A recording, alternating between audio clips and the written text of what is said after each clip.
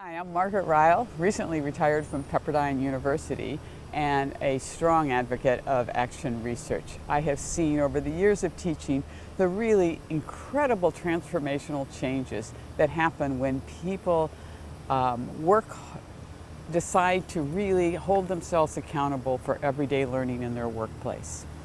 So one of my other things that I'm doing in my retirement is I'm working with an organization called International Education and Resource Network. They are a fabulous group of teachers who have incorporated project-based learning in everything that they do. They work around the world to solve really important problems. They hold at their heart the democratic principles that children can make a difference in the world, and that children are participants and powerful, and in doing this they create projects that are wonderful, and they come together yearly in different countries and they share what they're doing in really important ways, but they don't have an action research perspective. They don't have a critical perspective. If you ask them why their project works, they can't answer that important question. They move from one project to the next without the work of really reflecting on why and how these projects are working. So my action research as a member of the board of this organization is to try to change the culture from one of project-based learning to action research. Now this is a huge task, and one that obviously I can't accomplish alone or quickly.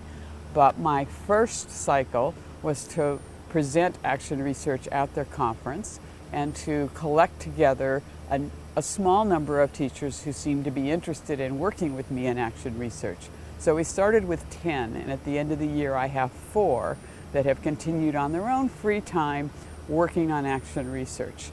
But during the year, and in the reflection and in collecting data about what I could and couldn't get teachers to do in a non-academic setting, I discovered that there really wasn't a good online resource for them to learn about action research.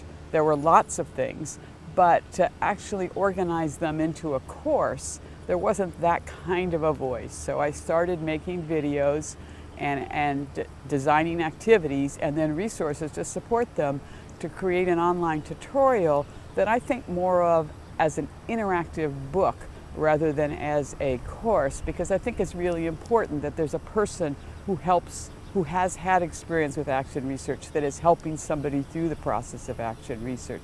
So I see this as supplementary material, but it was material that I didn't have this year that I needed to help these educators, both teacher educators and educators of students, to work in action research.